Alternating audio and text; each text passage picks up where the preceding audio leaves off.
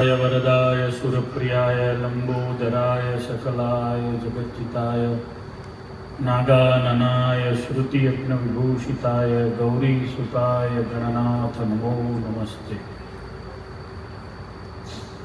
नमोस्तनन्ताय सहस्रमूर्तये सहस्रपादाक्षिशिरोरुबाहवे सहस्रनाम्ने पुरुषाय शाश्वते सहस्रकोटियुगधारिणे नमः। शान्ताकारं भुजगशयनं पद्मनाभं सुरेशं विश्वाधारं गगनसदृशं मेघवर्णं शुभांगं लक्ष्मीकान्तं कमलनयनं योगिभिर्ध्यानगम्यं वन्दे विष्णुं भवभयहरं सर्वलोकैकनाथम्। ओम महालक्ष्मी च विद्महे विष्णुपत्नी च धीमहि तन्नो लक्ष्मी प्रचोदयात्। ओम नारायणाय विद्महे वासुदेवाय धीमहि तन्नो विष्णु प्रचोदयात्। बोलो स्वामीनारायण भगवान की। બે હાથ ઊંચા કરી દે, બોલો બોલો લક્ષ્મીનારાયણ દેવ की। વિક્રમ સંવત 2081 ના ફાગણ સુધી 14નો પવિત્ર દિવસ પૂર્ણિમાનો પ્રારંભ છે। આપણા વ્રજભૂમિ આશ્રમમાં પૂજ્ય નારાયણચરણ સ્વામીજીના પવિત્ર વિચારોથી આપણે બધાએ સુંદર ત્રિદિનાત્મક ભગવાનના યજ્ઞ ઉત્સવનો લાભ લેવા અત્રે એકત્રિત આજે થયા છીએ।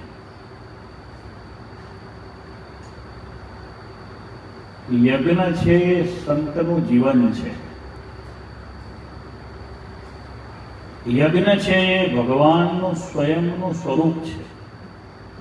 યજ્ઞ છે એ આ જગત આખાને સંતુષ્ટ કરવાનું સૌથી શ્રેષ્ઠ સાધન છે। યજ્ઞ છે એ ભગવાનનું પણ મુખ છે।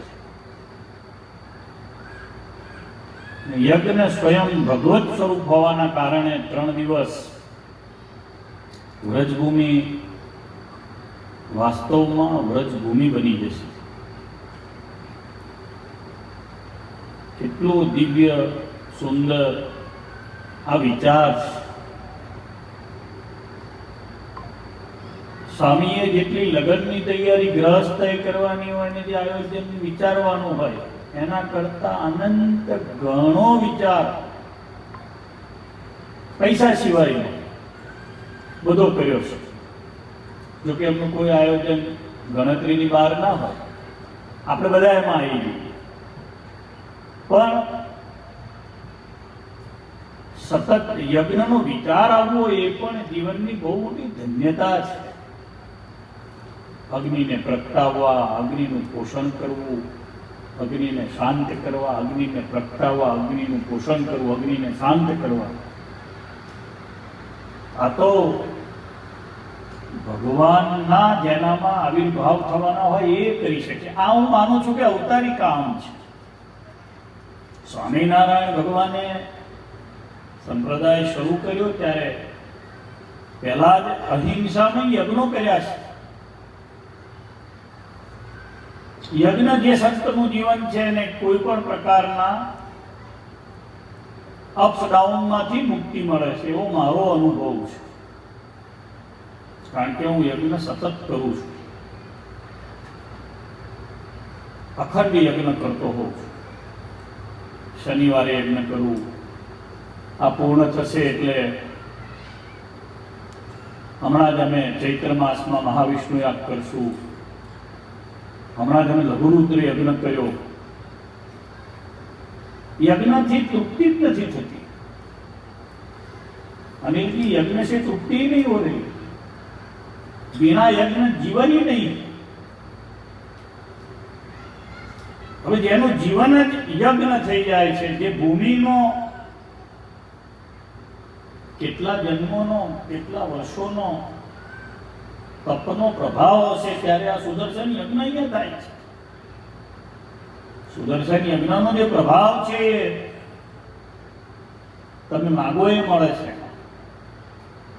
સુદર્શનજી આ પૃથ્વી ઉપર અત્યારે મૂર્ત સ્વરૂપે શ્રી જગન્નાથજીની બાજુમાં બિરાજે છે. પુરુષોત્તમપુરીમાં ભગવાન જગન્નાથ, બળભદ્રજી, સુભદ્રાજીની સાથે ચતુર્થ મૂર્તિ ભગવાન સુદર્શન બિરાજે છે.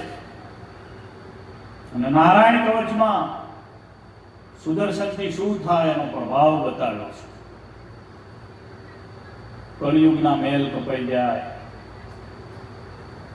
સામાન્ય જેને કઈ ખબર નથી પડતી એને અપચો થયો હોય એનો પચો થઈ જાય, ગમે એવા શત્રુઓ હોય એ નાશ પામી જાય, નાશ ના પામે, દંડક એટલે મળીને ભસ્મ થઈ જાય. એવો સુદર્શન યજ્ઞનો પ્રભાવ છે. એનું આવાહન થશે. સુદર્શન યજ્ઞમાં આહુતિઓ પાસે શ્રી સુક્તમના પાઠ થશે. શ્રી સુક્તમની આહુતિ અપાશે. આ યજ્ઞ અહીંયા થાય એમાંથી સંકલ્પ કરજો કે અમારે શ્રી સુક્તમ મુખપાઠ કરવો છે,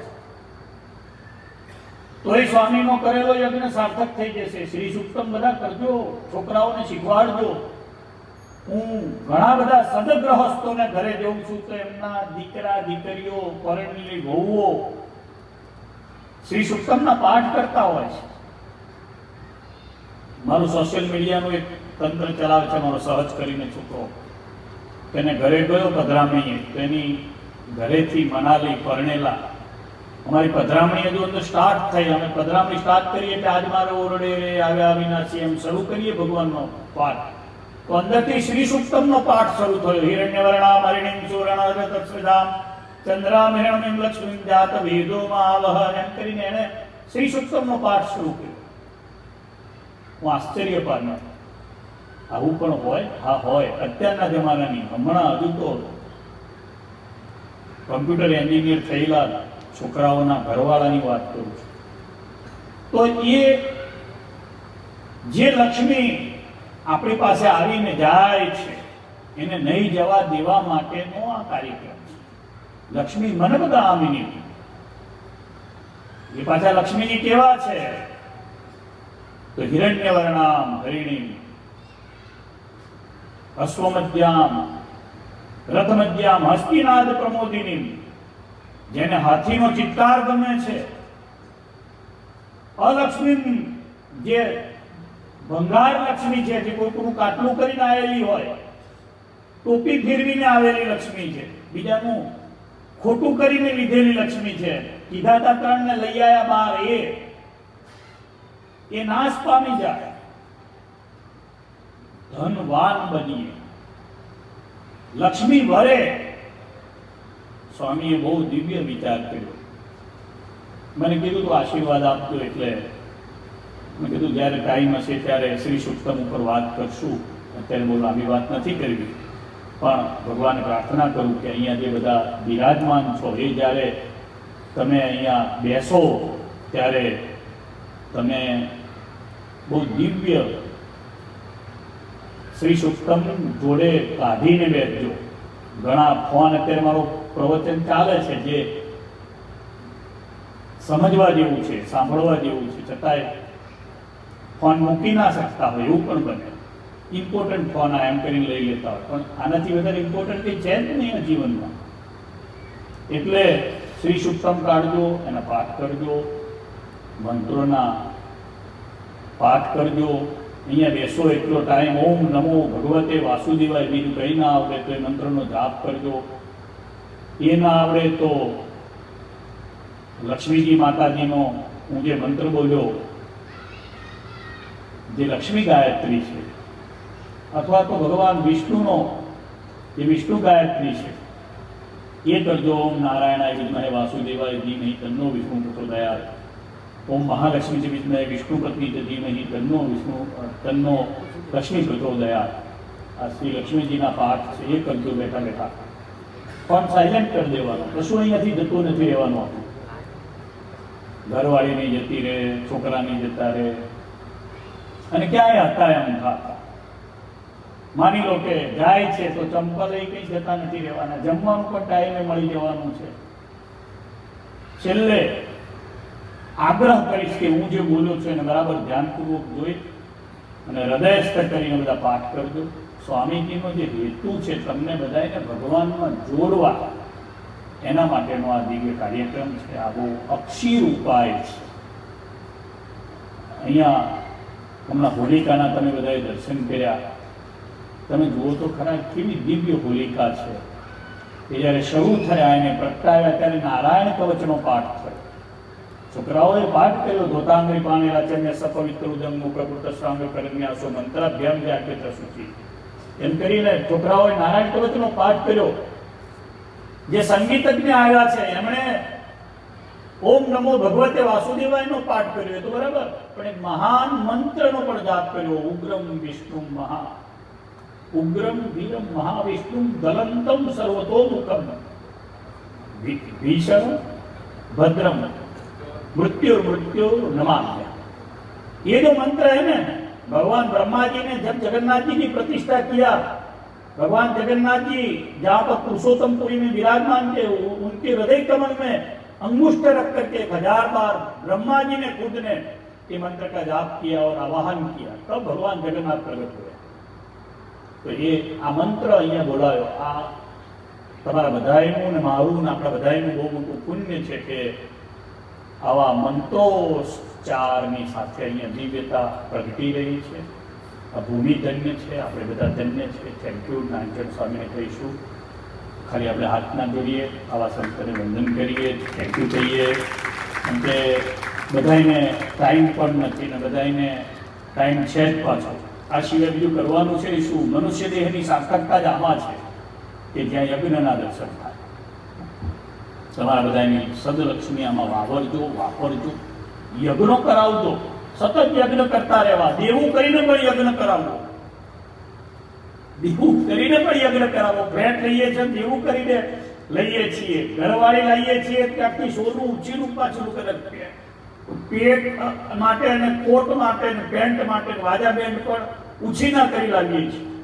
કહીશ કે યજ્ઞ પણ ઉછીના પૈસાથી પણ કરાવો, ચૂકવવા પણ યજ્ઞ કરવો। ભગવાન પ્રાર્થના કરું કે આનાથી આપણને બધાને સદવિચાર આવે, સદબુદ્ધિ આવે।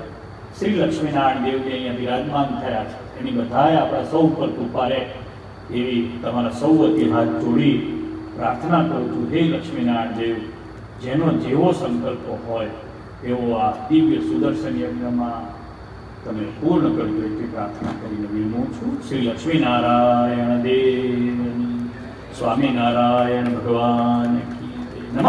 પાર્વતી પતये હર હર મહાદેવ હર।